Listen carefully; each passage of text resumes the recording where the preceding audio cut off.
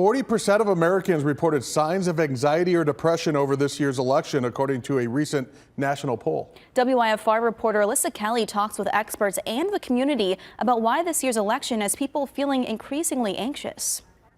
Issues including Trump's felony charges, questions surrounding Biden's mental sharpness, and the concerns over political violence are just some of the contributing stressors for voters.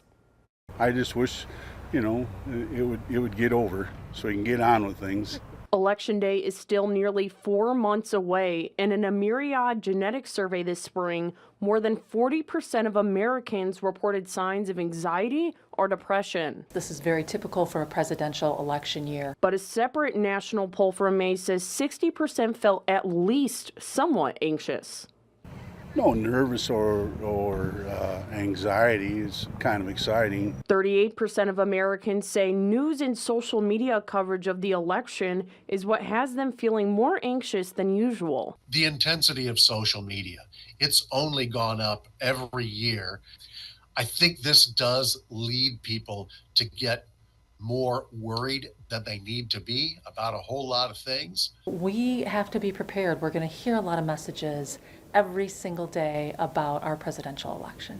Misinformation spreads quickly over social media, and Gummo says it is important to be mindful of the sources you are reading. And I personally, I'm taking a break from social media because, again, it can kind of weigh you down. You don't know what to believe. Dietrich says viewers should expect TV and radio spots from the State Board of Elections in the next month or so to alert viewers on the spread of misinformation. And I think that people maybe are concerned about what the outcome is going to be, but that's not something that you should be anxious about now.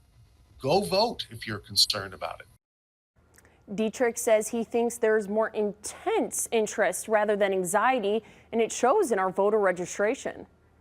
Thank you, Alyssa. And yeah, more than 8 million voters are registered, and Dietrich expects to match the number of voters registered in 2020, which turned out being the highest turnout in a presidential election since 1992. Dietrich says they fact-check questions about the voting process in real time and put it on the State Board of Elections website. We have a link to that at WIFR.com.